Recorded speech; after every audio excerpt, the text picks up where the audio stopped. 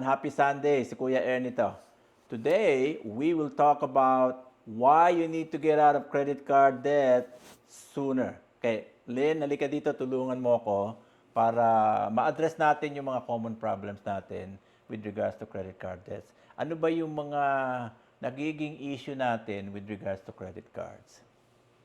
Ah, magastos tayo. We tend to Okay. buy more kasi nakikita natin yung credit card na, wow, laki ng limit nito, binibigay ng bangko. Oo. Siyempre, especially yung mga bata na newly grad, Oo. marami talagang nag-offer sa kanila ng credit cards. Aha. Yung mga bagong dating dito din, o yung mga wala pang credit, yun ang nila rito sa Amerika. Yan, naaalala ko din nung bagong dating ako dito sa Amerika, noong 2001, right after 9/11. Ang unang-unang tinuro sa akin ng mga veterano dito sa Amerika is for you to establish your credit card, your credit score, right? That's true. Yung score mo. Kaya para magawa mo 'yon, kailangan mag-apply ka for credit card, Yeah. di ba? So, that's what I did. And then I started using my credit card. Ang sarap pala. Kasi parang ang dami mong pera.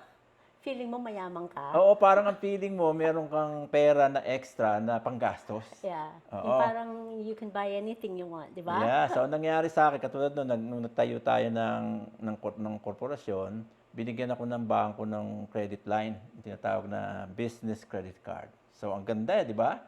Oo, tapos sa feeling mo nga, binigyan ako ng 20,000 credit line. Wow. Oo, so $20,000? yung credit line, Credit line? oo, dun sa, sabihin, meron akong capacity to use that card up to $20,000. Wow, Okay? laki nun, ah. Oo, so ang feeling Nung ko, dati meron akong ako- 20,000 credit, meron akong $20,000 na pera. Oo, so anong nangyari sa akin, madaling gumastos. God. Oo, tapos ano bang reaction mo pag may nakikita ka mga sale, for instance? Oh my. Lagi ako nasa mall. Mhm. Titingnan ko lahat ng mga sale doon. Mm-mm. Tapos, nako, bili ako ng bili. Aha. Kahit na walang okasyon, bili ako ng bili. Oh, Oo. sayang to, biling ko, sale na. Oo, so feeling mo nakatipid ka, no? Oo, nakatipid ako noon. Sa akin, talaga nakatipid ako. Oo. Pero Kasi kailangan mo ba yung nabili buy one, mo? get one free. Oo. Saan ka ba hahanap ng mga ganon, di ba? Oo, pero- Tapos minsan yung ba, 50% off. Aha. Kahit na hindi ko kailangan, Oo. kunin ko na lang. Sabi ko, sayang itong mga sale na to. Aha. So, nakatipid ka ba talaga? Ah, hindi, napagastos ako ng gusto. Lalo dumami yung supposed to be, meron lang akong bibiling isang bagay. Oo. Napapabili ako kasi nakikita ko yung mga sale. Oo. Oo. So, ako, member tayo ng Costco, di ba?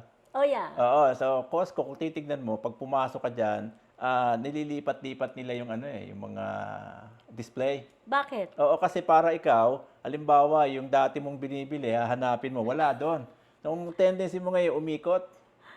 O, katulad ako, binigyan tayo ng Citi card, di ba? Meron tayong credit card na pwedeng panggastos, di ba? So, binigyan tayo ng credit limit, about 12,000.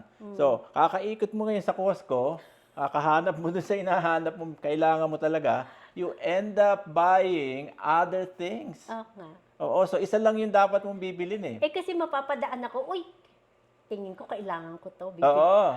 Kaya, Lalo na may food tasting pa, no? oo. Oo, tapos dahil may credit card ka, ang lakas ng loob mo ngayon. So paglabas mo ngayon nung tindahan, imbis na $20 lang ang gagastusin mo, $200 yung nabili mo.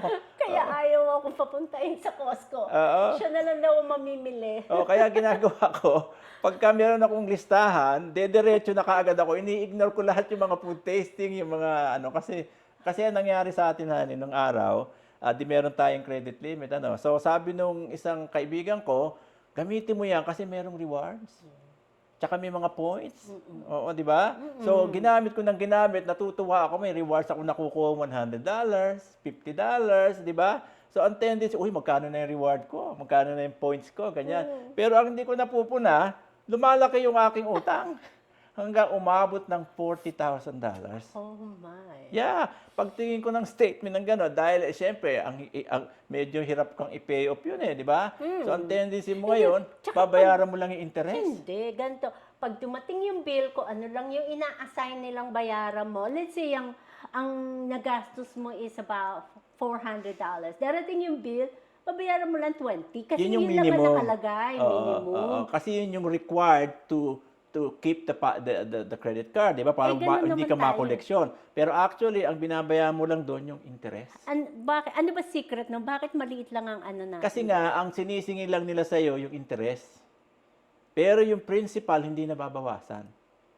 Okay. Okay, so So, ngayon- ibig mong sabihin, halimbawa yung minimum payment ko nakalagay $15. Oo, pero ang utang mo, $15 1,000. babayad ko, oo. Ngayon, hindi ko nababayaran yung 1,000 ko?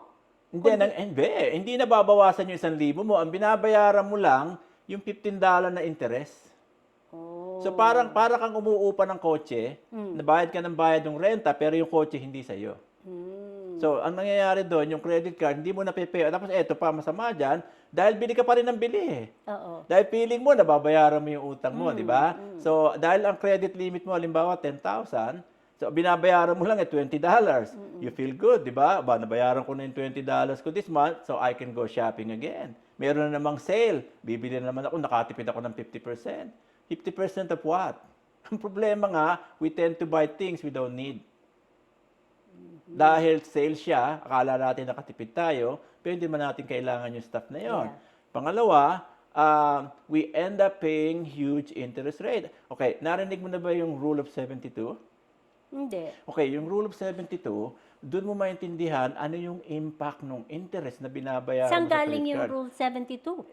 It's a formula na halimbawa, papalagay na natin na although alam natin umaabot ng 29% yung mga interest rate na yan. Yeah. Ano? So halimbawa na lang 20%.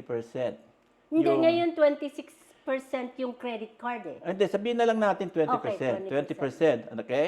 Pagkatapos may utang kang halimbawa 20,000. Okay. So, dahil ang binabayaran mo 20%, hindi ka nagbabayad ka agad. Unti-unti lang ang binabayad mo. So, kung i-divide mo yung 72 divided by 20, ibig sabihin nun, Teka lang. 3.7. Subukan ko yan. Ano Sige, ibig mo sige. sabihin? Papaano 3 yan? or ha? 3 or 3.6. So, i-divide mo yung 72 divided by yung interest na binabayaran mo, which is 20. Okay, 72. Divided by Ito 20. yung common... Yun ang rule of 72. I-explain ko sa iyo kung paano nag-work Divided yan. by... 20. Bakit 20? Yun yung interest rate mo. Oh, okay. Okay. Divided by 20. So, anong sagot? 3.6. So, ibig sabihin nun, yung utang mong 20,000 every 3.5 years, nagdodoble. Oh. So, yung 20 mo, magiging 40. Yung interest ko. Yung utang mo talaga, yung Yung total. utang. Oo, tapos yung 40 na yun, pag hindi mo pa na-pay off for another 3.5 years, 80,000 yun. Oh, wow. Dahil compounding yan eh. Yung 80, magiging 160. Magiging 320. Magiging 640 hanggang sa mabaong ka na sa utang. My. Okay? Tatandaan ninyo, yung credit card, dinisign niya ng mga bangko na to entice you to buy things. Kaya meron yung mga enticing promos. Meron yung tinatawag na reward points, zero interest for the first 12 months. Ang problema, hindi naman natin usually na-pay off after 12 months. So, dyan kayo tatagain bigla ng 29%. So, doon ko ngayon magkakabaon-baon sa utang. Yung iba naman na ginagawa, napuno na yung credit limit dito, mag-a-apply ng panibagong credit card. Yun namang Para papambayan. Oo, tapos tatakbo na naman sa iba hanggang sa pag Anong nangyayari yun? nagpapile up ang utang mo. Ah. So hanggang sa matabunan ka na ng utang mo, you get buried into debt. I remember, nagkaroon tayo ng, talagang nabaon tayo ng utang. Yun nga sinukwento ko sa iyo na 40,000. umabot ng 40,000 yung aming credit card dahil kakahabol do sa rewards. Na-entice kami ng kagagamit noon. So when I realized it, nakita ko na 40,000 na pala siya. That's when I stopped using credit card. And ito yung mga bagay na ginawa namin para makalabas kami sa credit card.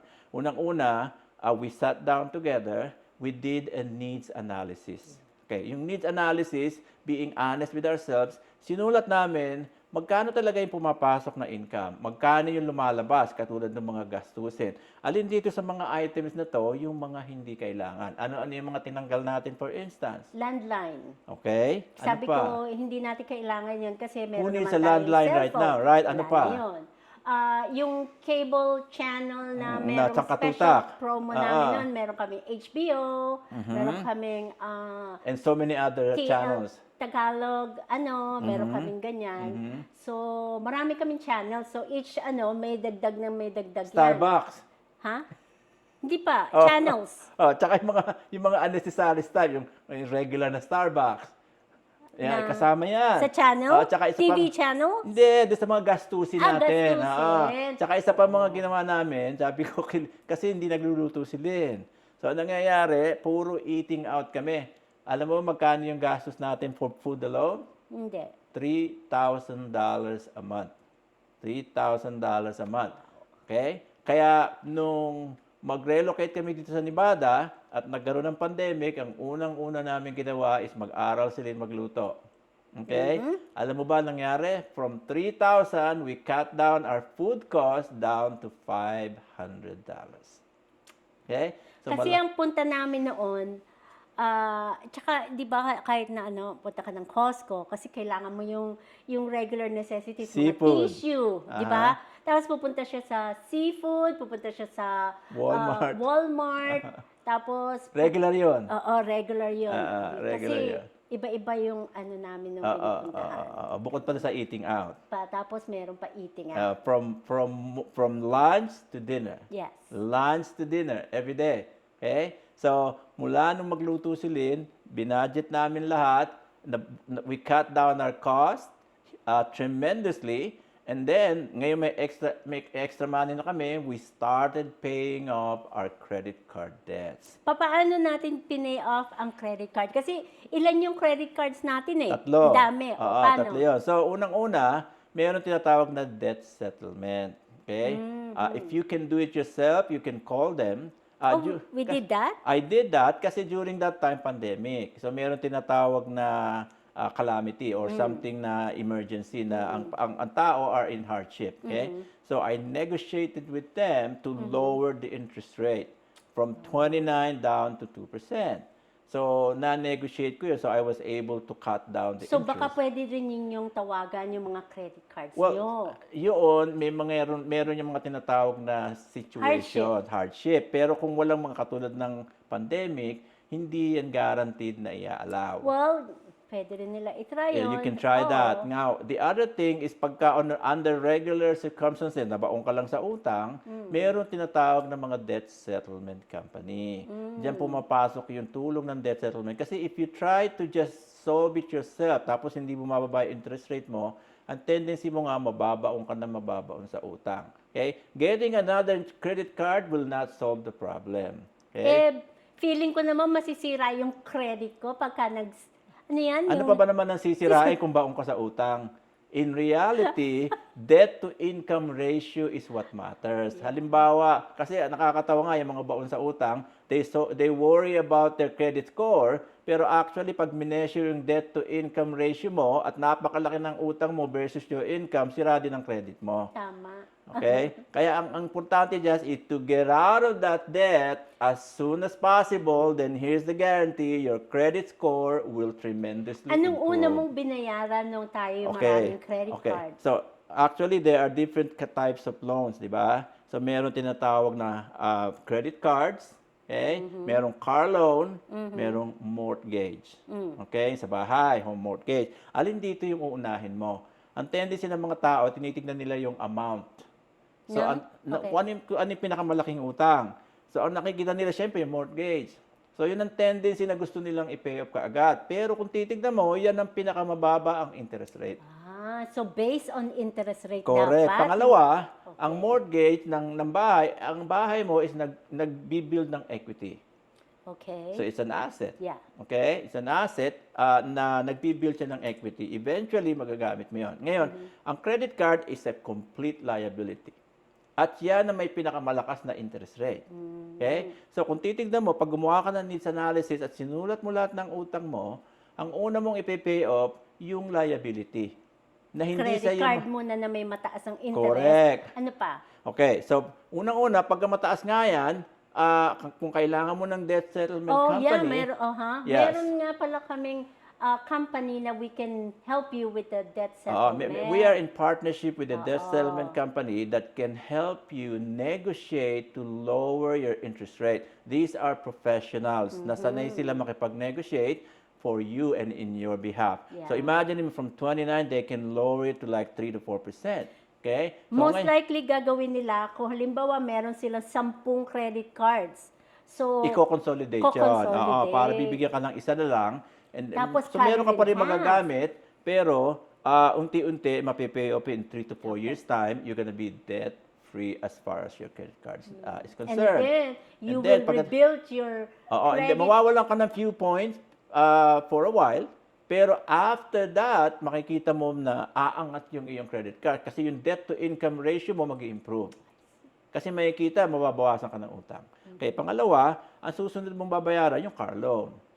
Okay, yung car loan kasi, liability pa rin niya. At saka nagde-depreciate ang value niya, hindi nag-appreciate.